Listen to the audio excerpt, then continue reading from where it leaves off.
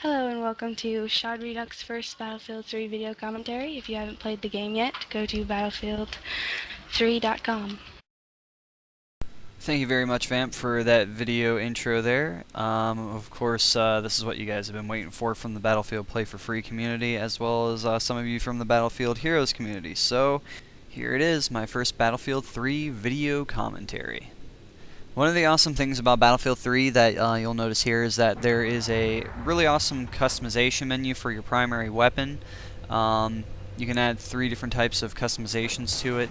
On the current weapon I'm using is the SV98. The attachments that I have on the sniper rifle is actually the straight pull bolt, or straight bolt pull, and what that essentially does is make it to where you can just reload while still aiming down your sniper scope.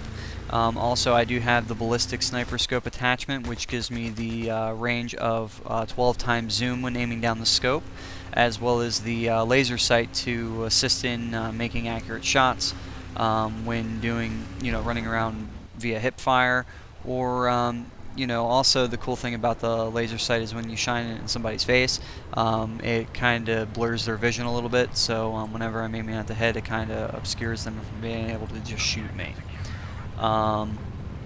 So here you're noticing me just going through and capturing the flag on the map called Noshahr Canals.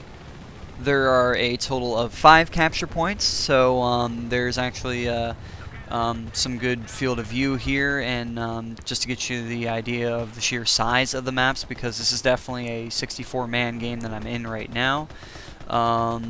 Also, the game settings that I am playing on are on the lower side until I can actually upgrade my computer, which will be coming very soon. So the video quality will be better over time. The same premises goes as far as snipers. You do have the bullet drop with your sniper rifle, but it seems to be a little bit different and more realistic, actually, especially when you fire your shot and seeing the bullet actually drop over a certain distance. Just another thing about the laser sight attachment, you can also toggle the laser sight on and off by pressing the default button, which is the T key. So you can actually turn off your laser sight, so that way you don't give away your position when shining your dot, because people can see that and notice that and run to take cover. Also, just as a side note, you can change the different types of scopes that you have for each one of your sniper rifles. Of course, you have to go through and unlock them by playing with that rifle.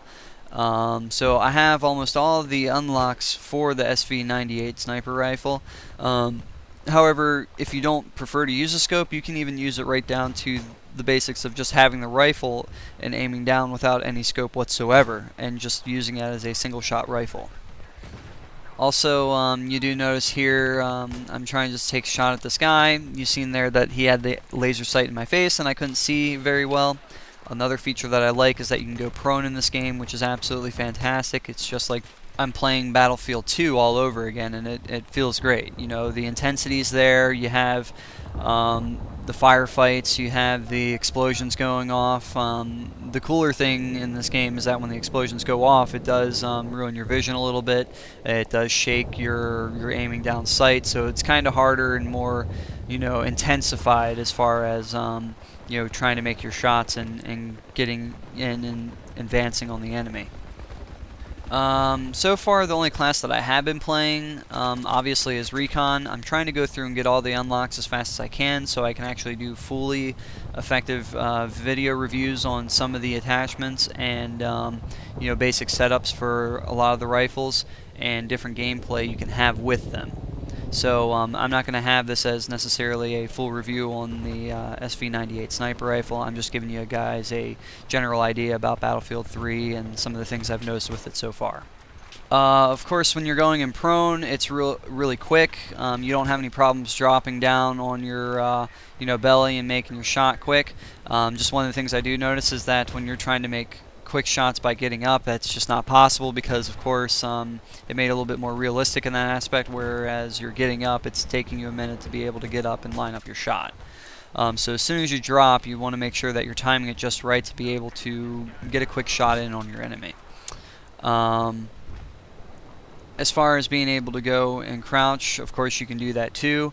Not to mention there are toggle buttons for crouch. You don't necessarily have to hold the crouch button in order to stay crouch. You can also press the X button, which is the same crouch button. It just toggles it, meaning if you want to crouch, you just press X and you're crouched. You press Z, you're prone. You can also use the control key if you want to just have a finger that's free resting on the control key in order to continue the crouch, or when you let up off of it, you can uncrouch.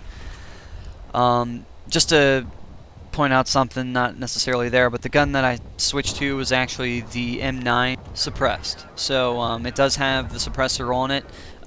Just to give you an idea of how the suppressor functions in this game, it actually makes it to where you have less muzzle flash on your gun, so that way people have a hard time seeing where you're firing from. There are some drawbacks to that, however. One of the things is that it actually has less range, so the bullet does drop a little bit sooner than you would if you had it unsuppressed, and it does deal less damage over ranges. So just keep that in mind. So it also seems like the bullet travels a little bit slower too. So make sure you're keeping that all in mind when you decide to equip your suppressor on any gun. Of course, at closer ranges, the suppressor really doesn't matter. It does help in keeping your position unknown to the enemy because of how quiet it is, and not only that, but like I said, it doesn't give off any muzzle flash for people to see where you're firing from. Also, just to point out, if you pay close attention, for some of the snipers that actually have their rifles out, you can actually see the glare on their sniper scopes when they're looking in your general direction. So that way it's a lot easier to spot enemy recon soldiers that are actually using their sniper rifles. It actually has a reflection from the sun, so to speak, on the rifle. It's like a twinkle. So, you know, you can kind of see where enemy snipers are shooting from or spotting you at. So it kind of makes it fair on the playing field instead of somebody just completely camping and hiding in a really good spot without being seen or noticed.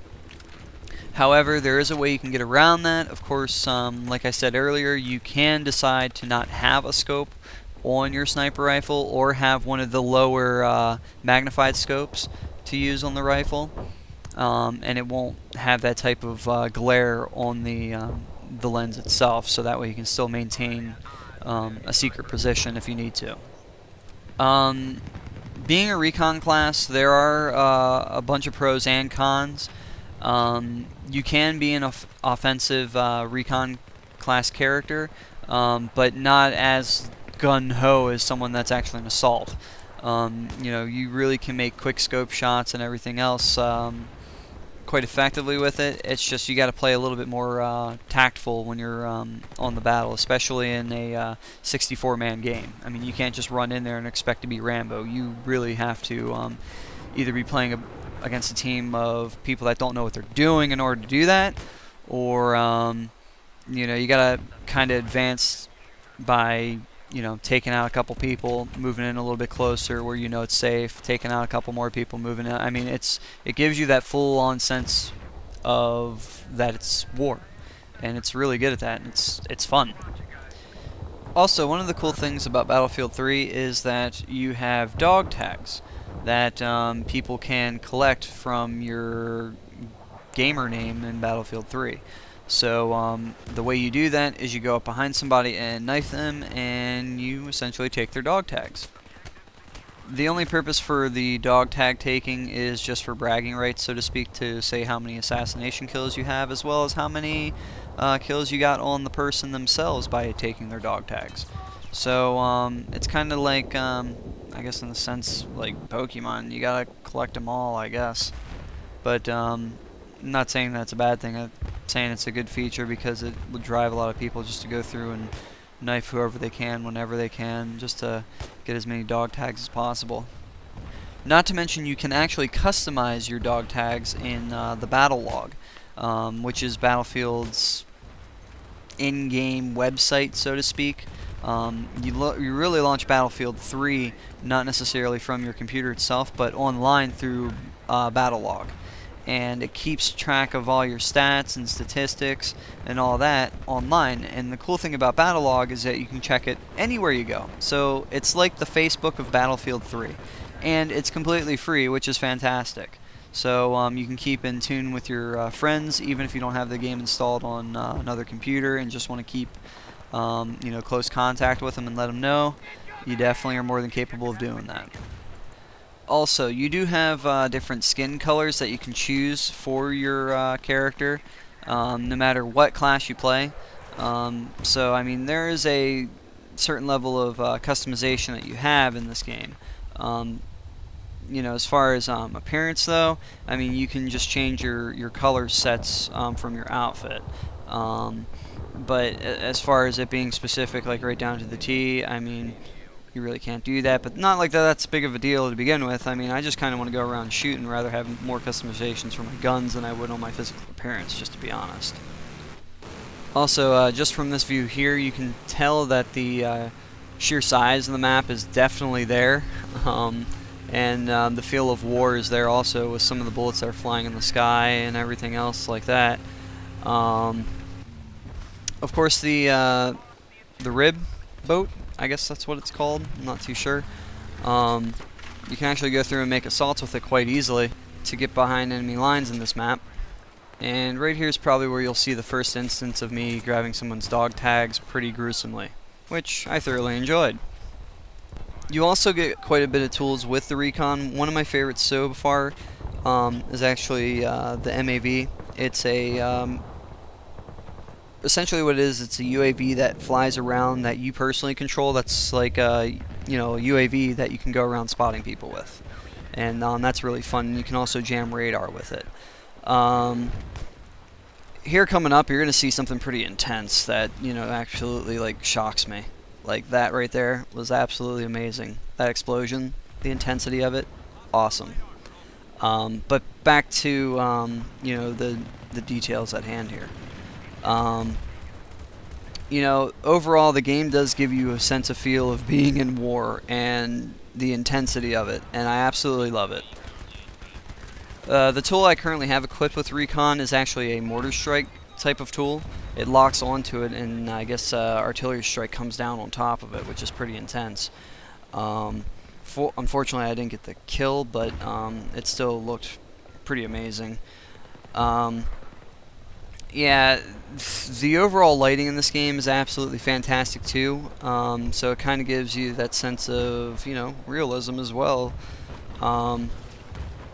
It's just the intensity of this game is not just something that should be explained. It's something that's absolutely felt.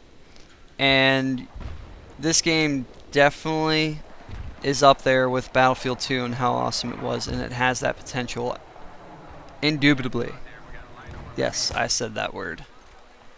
Because it's that amazing. Also for the simple fact of all the, unlimited stuff that you can do and all the crazy things that can happen in it. All the environment is destructible. You'll see absolutely crazy things happen in the game, that you wouldn't expect to ever happen. Another cool thing with Battlefield 3 is that when you come up against walls that are half your height, you can just go through and hop over them, which is absolutely seamless and easy to do, which is pretty cool. Other than that, that's all I have for this video commentary. I will be doing ones pretty soon with specific weapon gameplay. I just wanted to upload this for you guys so that way you know what to expect, and for those of you who haven't seen the game yet in full action, well, now you have, and there'll be more craziness to come for you guys. So I'll see you all next time, and I hope you subscribe and enjoy the videos that will be coming soon.